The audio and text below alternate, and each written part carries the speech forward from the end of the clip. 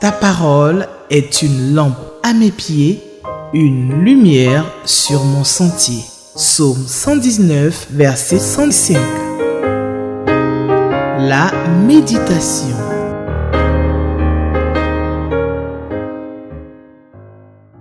Shalom à vous, chers amis lecteurs, méditateurs de la Bible. Le plaisir est toujours immense d'être avec vous autour de la parole de Dieu, le Dieu des cieux, Père de notre Seigneur Jésus-Christ. Le lecteur 2024, édité par la Ligue pour la lecture de la Bible, nous donne comme passage à lire et à méditer Esdras, le chapitre 7. Et nous allons lire tout le chapitre du verset 1 au verset 28. N'oubliez pas, chaque fois, je vous le rappelle, nous avons besoin pour méditer de notre Bible, d'un lecteur et puis d'un carnet de notes. Je voudrais vous rappeler aussi que les lecteurs 2025 sont disponibles chez les grossistes et puis dans les églises. Et puis, vous pouvez aller dans toutes les librairies chrétienne pour vous en procurer, ou alors aller directement à la cité Mermoz, donc au siège de la Ligue pour la lecture de la Bible, pour vous en procurer. Nous allons prier et demander au Seigneur de nous instruire dans sa parole. Seigneur, merci pour l'opportunité que tu nous donnes encore aujourd'hui de lire ta parole, de nous en instruire pour notre vie.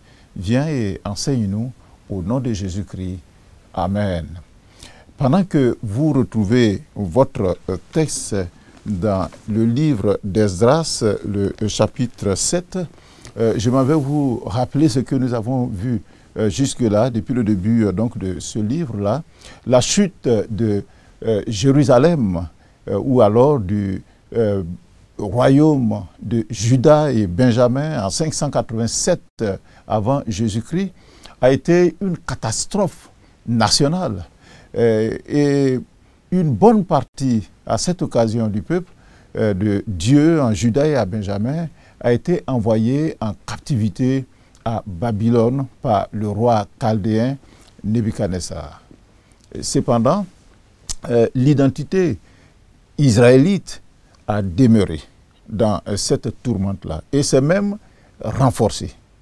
Si bien que en moins 539, comme le Seigneur l'avait annoncé par ses prophètes, l'empire babylonien est tombé au profit des Perses et des Mèdes. Un an plus tard, c'est-à-dire en moins 538, l'empereur perse Cyrus II le Grand, nouveau maître du monde, étant donné qu'il gouvernait cette grande partie du monde, et dont le Seigneur réveilla l'esprit, autorisa de vive voix et par écrit la construction, la reconstruction du temple de Dieu à Jérusalem. C'est-à-dire 50 ans après la destruction du premier temple par Nebuchadnezzar. Aussitôt qu'il ait donné donc cette autorisation, une première vague de près de 50 000 Israélites retournèrent en Juda avec les ustensiles de la maison de l'Éternel que Nebuchadnezzar avait emportés pour aller rebâtir cette maison de l'Éternel à Jérusalem. Nous avons lu dans Exode le chapitre 1.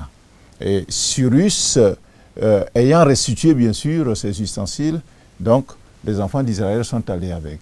Dès leur arrivée au pays, les enfants d'Israël s'établirent donc dans leur ville, bâtirent un autel et offrirent divers holocaustes à l'Éternel. On a lu ça dans Exode, le chapitre 3. Ensuite, sous la conduite de Josué et Zorobabel, ils commençaient à rebâtir le temple lui-même par la pose des fondements. Malheureusement, sous le règne des rois perses Assuérus et Artaxerxès, en temps, il y a eu plusieurs Artaxerxès. Donc ce premier Artaxerxès, les ennemis de Juda vont décourager le peuple par des intrigues et par des intimidations, au point de faire cesser les travaux de reconstruction et ils l'ont fait par la violence et par la force. Néanmoins, les dirigeants ne se découragent pas. Au contraire, ils sont galvanisés par les prophéties d'Agé et de Zacharie, et avec la bénédiction du nouveau roi perse Darius, les travaux vont reprendre, sous la direction, bien sûr, de Josué, Zorobabel et des anciens des Juifs. Dans la 6e année du règne de ce Darius, roi de Perse, les enfants d'Israël firent avec beaucoup de joie la dédicace de la maison de Dieu rebâtie. Ils offrirent des sacrifices et célébrèrent la Pâque. Nous avons lu ça hier dans Esdras, le chapitre 6. Alors, le titre que le lecteur donne à notre passage que nous allons lire aujourd'hui, Esdras, je ne sais pas pourquoi je dis toujours Exode, Esdras, le chapitre 7, le titre c'est « Quand Dieu est au centre d'une vie ». Et les questions qui vont nous aider à réfléchir sur ce texte-là, c'est la question numéro 3 du lecteur, qui dit, y a-t-il un exemple à suivre ou à ne pas suivre? Et puis la question numéro 7, quelle vérité Dieu me révèle-t-il? J'espère que vous avez trouvé votre texte, c'est Esdras le chapitre 7. Je fais la lecture avec vous. Après ces choses, sous le règne d'Artaxerxès, roi de Perse, vint Esdras, fils de Seraya, fils d'Azaria, fils d'Ilkia, fils de Shaloum, fils de Sadok, fils d'Achitoub, fils d'Amaria, fils d'Azaria, fils de Merayot, fils de Zerakia, fils d'Uzi, fils de Bouchi, fils d'Abishua, fils de Phiné, fils d'Éléazar, fils d'Aaron, le souverain sacrificateur. Verset 6. Cet Esdras vint de Babylone. C'était un scribe versé dans la loi de Moïse, donnée par l'Éternel, le Dieu d'Israël. Et comme la main de l'Éternel, son Dieu, était sur lui, le roi lui accorda tout ce qu'il avait demandé.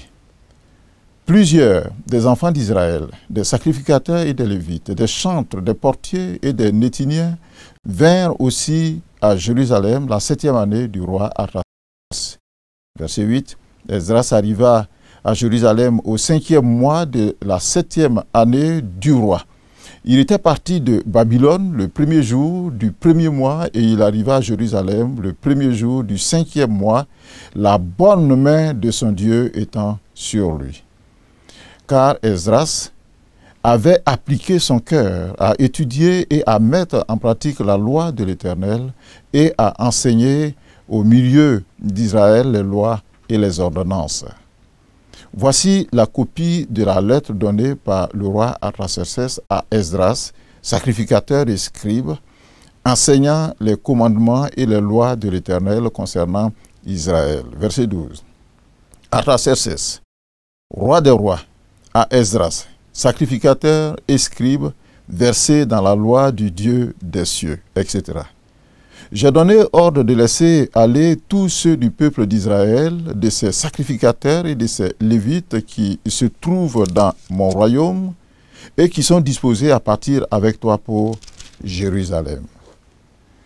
Tu es envoyé par le roi et ses 7 conseillers pour inspecter Juda et Jérusalem d'après la loi de ton Dieu, laquelle est entre tes mains, et pour porter l'argent et l'or que les rois et les conseillers ont généreusement offert au Dieu d'Israël, dont la demeure est à Jérusalem. Verset 16. Tout l'argent et l'or que tu trouveras dans toute la province de Babylone, et les dons volontaires faits par le peuple et les sacrificateurs pour la maison de leur Dieu à Jérusalem. En conséquence, tu auras soin d'acheter avec cet argent des taureaux, des béliers, des agneaux, et ce qui est nécessaire pour les offrandes et les libations, et tu les offriras sur l'autel de la maison de votre Dieu à Jérusalem. Verset 18. Vous ferez avec le reste de l'argent et de l'or ce que vous jugerez bon de faire, toi et tes frères, en vous conformant à la volonté de votre Dieu. Dépose devant le Dieu de Jérusalem les ustensiles qui te sont remis pour le service de la maison de ton Dieu. Tu tireras de la maison des trésors du roi ce qu'il faudra pour les autres dépenses que tu auras à faire concernant la maison de ton Dieu. Verset 21. Moi, le roi Artaxerxès, je donne l'ordre à tous les trésoriers de l'autre côté du fleuve de livrer exactement à Esdras, sacrificateur et scribe, versé dans la loi du Dieu des cieux, tout ce qu'il vous demandera, jusqu'à 100 talents d'argent, 100 corps de froment, 100 battes de vin, 100 battes d'huile et du sel à discrétion. Verset 23. Que tout ce qui est ordonné par le Dieu des cieux se fasse ponctuellement pour la maison du Dieu des cieux, afin que sa colère ne soit pas sur le royaume et sur le roi et sur ses fils. Nous faisons savoir, verset 24, qu'il ne peut être levé ni tribut, ni impôt, ni droit de passage sur aucun des sacrificateurs, des lévites, des chantres, des portiers, des nétiniens et des serviteurs de cette maison de Dieu. Et toi, Esdras, selon la sagesse de Dieu que tu possèdes, établis des juges et des magistrats qui rendent la justice à tout le peuple de l'autre côté du fleuve, à tous ceux qui connaissent les lois de ton Dieu, et fais-les connaître à ceux qui ne les connaissent pas. Quiconque n'observera pas ponctuellement la loi de ton Dieu et la loi du roi sera condamné à mort, au bannissement, à une amende ou à la prison. Verset 27. Béni soit l'Éternel, le Dieu de nos pères, qui a disposé le cœur du roi à glorifier ainsi la maison de l'Éternel à Jérusalem. Et enfin, verset 28. Et qui m'a rendu l'objet de la bienveillance du roi, de ses conseillers et de tous ses puissants chefs. Fortifié par la main de l'Éternel, mon Dieu, qui était sur moi, j'ai rassemblé les chefs d'Israël afin qu'ils partissent avec moi. Amen. Un texte long, mais très riche. Une histoire extraordinaire et incroyable, mais qui se réalise, et j'allais dire qui peut se réaliser seulement quand Dieu est au centre d'une vie. D'où le titre, quand Dieu est au centre d'une vie. En effet, la Bible déclare, et je pense que nous pouvons lire ce texte que je vais nous ramener d'ailleurs bien souvent parce que c'est comme le résumé de ce que nous venons de lire. Proverbe, le chapitre 16, le verset 7 que je m'avais voulu lire, qui dit ceci. Quand l'Éternel approuve les voies d'un homme, il dispose favorablement à son égard même ses ennemis. Alors, ce chapitre 7 du livre d'Esdras relate le retour en Juda d'un deuxième groupe d'exilés sous la conduite d'Esdras en 458 avant Jésus-Christ. Du temps du règne d'Artaxerxès, Longue-Main, roi des Perses, et il a régné de 464 à 424, 465 plutôt, à 424 avant Jésus-Christ. Alors le texte que nous avons lu commence par ce verset 1 qui dit « Après ces choses ».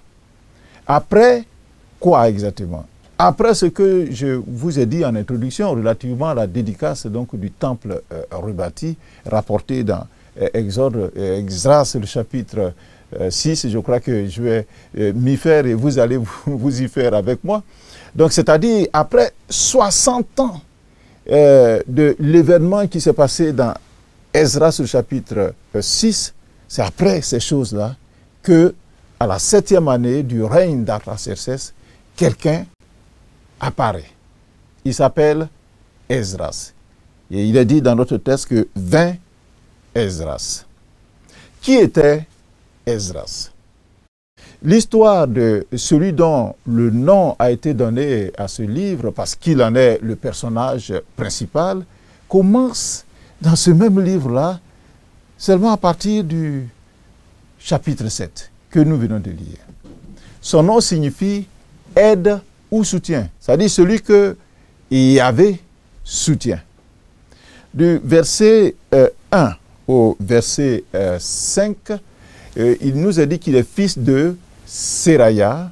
Son ascendance remonte jusqu'à Aaron, en passant par Phiné, Éléazar, de grands noms donc de sacrificateurs, et ce qui nous fait dire que Esdras était donc sacrificateur de par son ascendance. Il fit une demande au roi Artaxerxès, certainement pour le retour des exilés à Juda ou pour demander de l'aide matérielle pour le service de Dieu. Et il obtint les faveurs du roi Artaxerxès, sûrement à cause de son bon témoignage. Le verset 6 que nous avons lu, il dit que c'était un scribe versé dans la loi de Moïse, donnée par l'Éternel, le Dieu d'Israël. Et comme la main de l'Éternel, son Dieu, était sur lui, le roi lui accorda tout ce qu'il avait demandé. Et oui, je vous le disais dans Proverbes, le chapitre 16, le verset 7, quand l'Éternel approuve les voies d'un homme, il dispose favorablement à son égard même ses ennemis. Alors, il est alors nommé par le roi Artaxerxès qui a sa faveur. Il est nommé pour qu'il puisse conduire la deuxième vague donc des exilés de Juda à repartir donc à Jérusalem.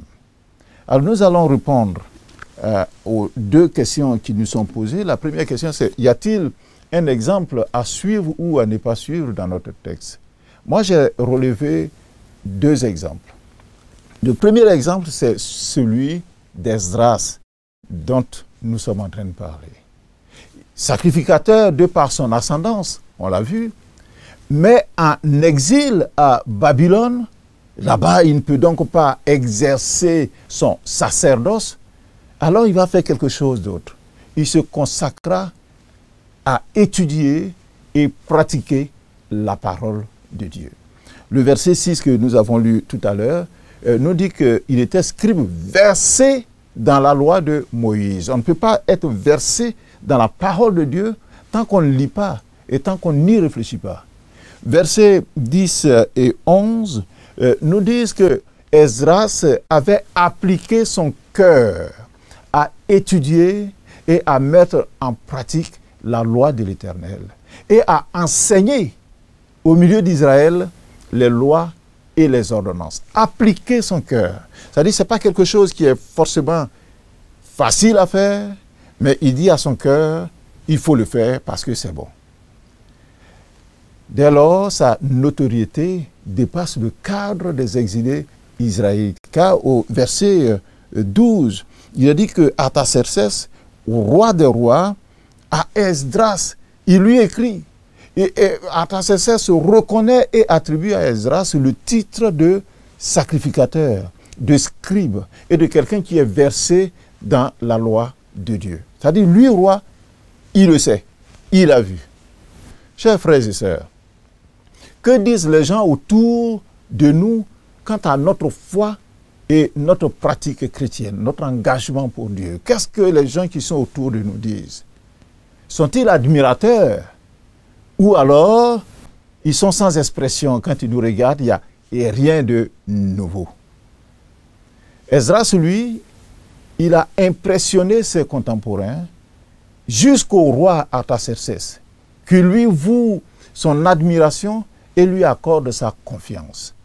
Aussi décida-t-il de le mettre en mission afin de convoyer jusqu'en Juda le peuple et une grande quantité de biens et d'argent pour le culte de Dieu. Quel modèle de dévotion représente Esdras?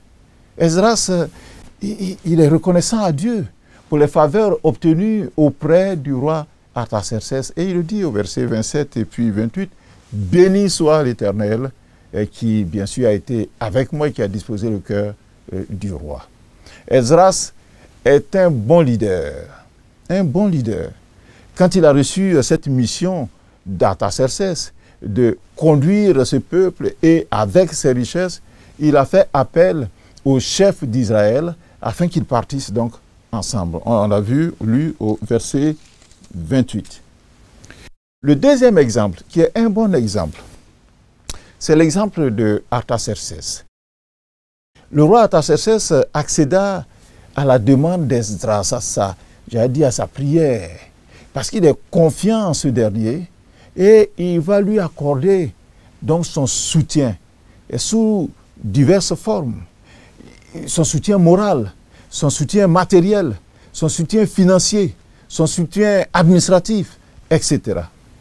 Le verset 13 que nous avons lu nous dit qu'il a même donné la liberté aux exilés qui désiraient retourner à Juda de partir.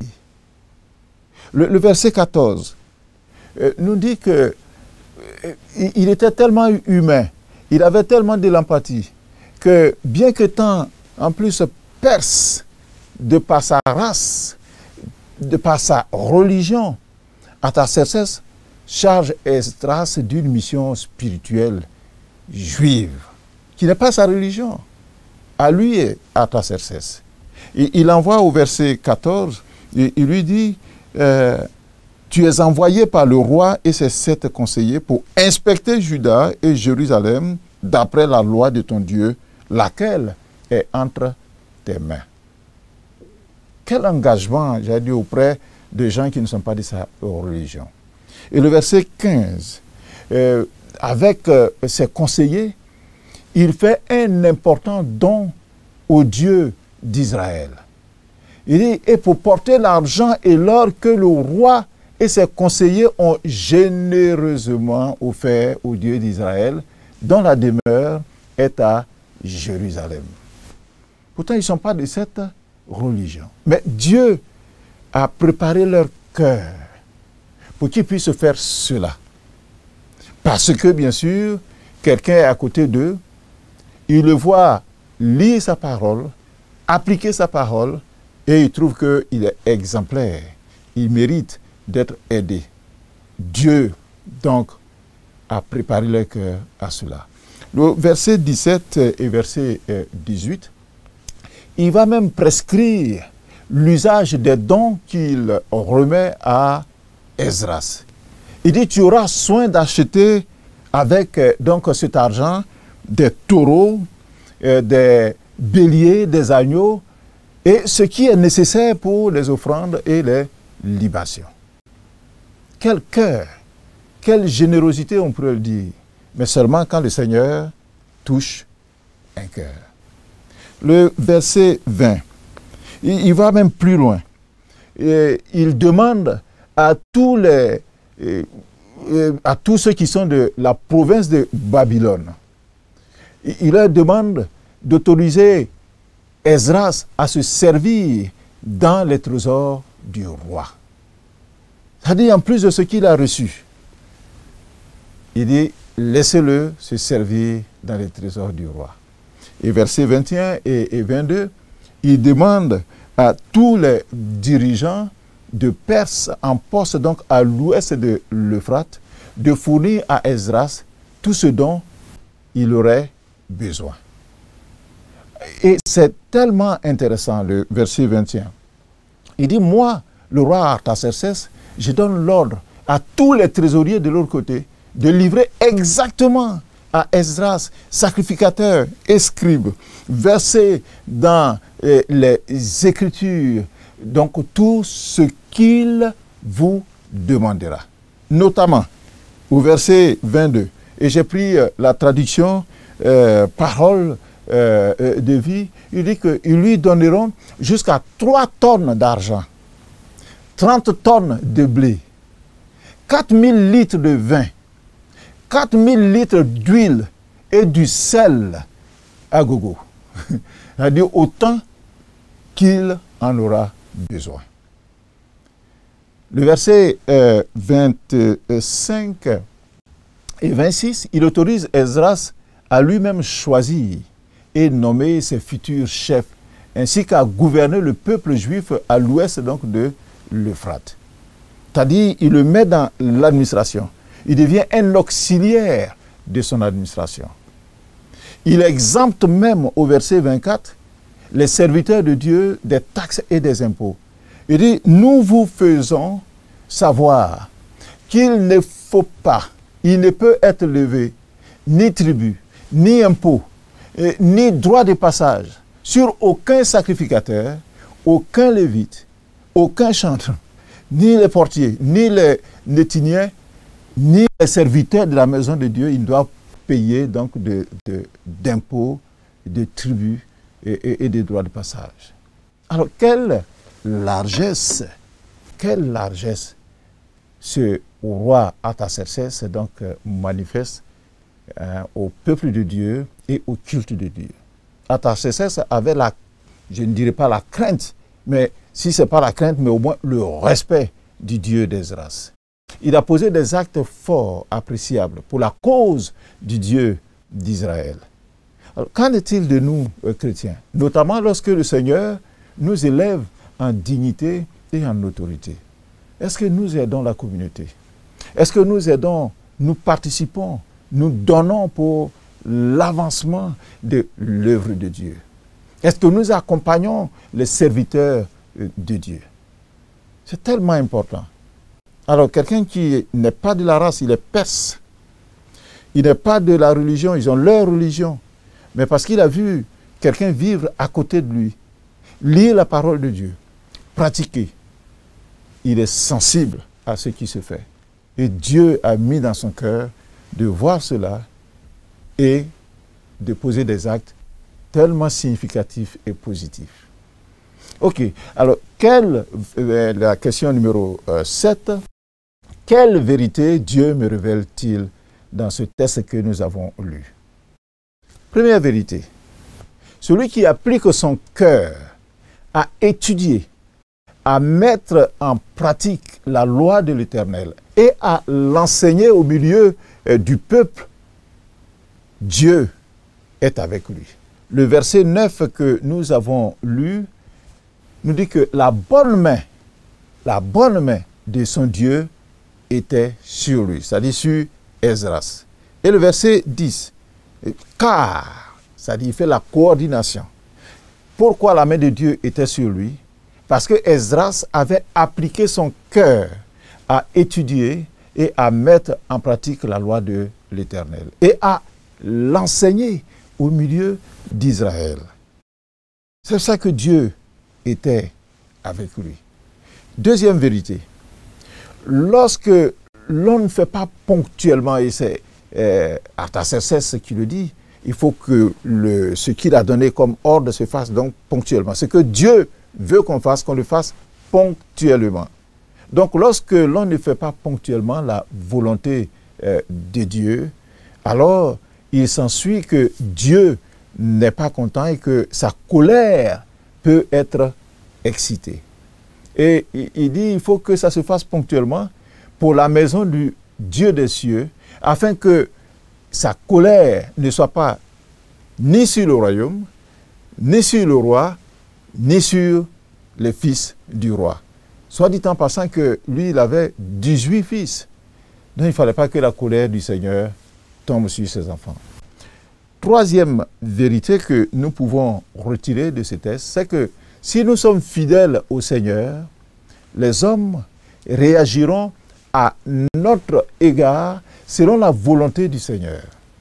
Nous devons donc voir la main de Dieu dans les divers événements auxquels nous sommes confrontés et le remercier avec reconnaissance. Et là, je rappelle ce texte donc de Proverbes, le chapitre 16, le verset 7, qui dit que quand l'Éternel approuve les voies d'un homme, il dispose favorablement à son égard même ses ennemis.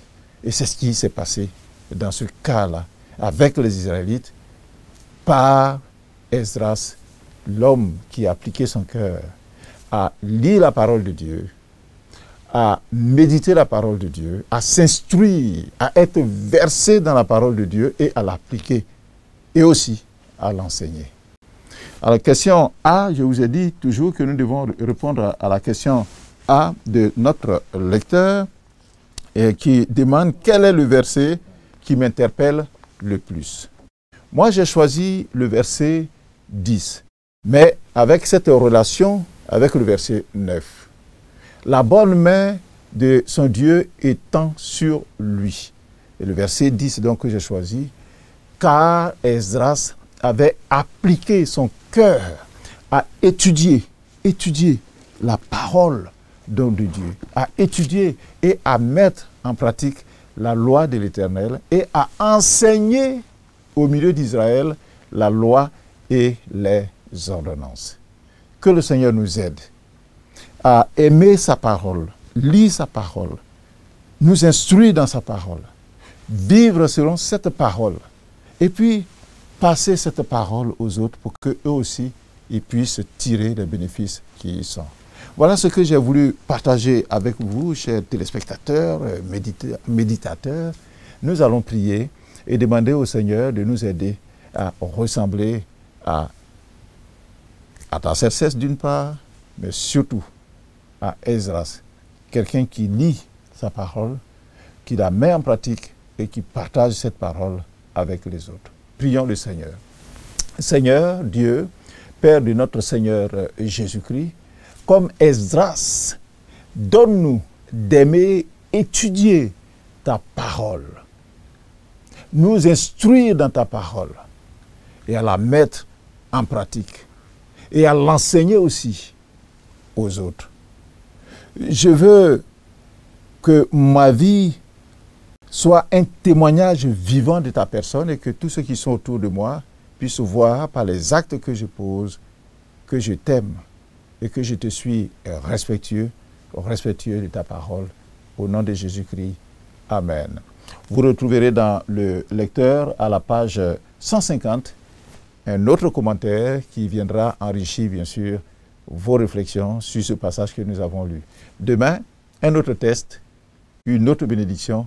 Il ne faut pas rater. Le Seigneur vous bénit. Ta parole est une lampe à mes pieds, une lumière sur mon sentier.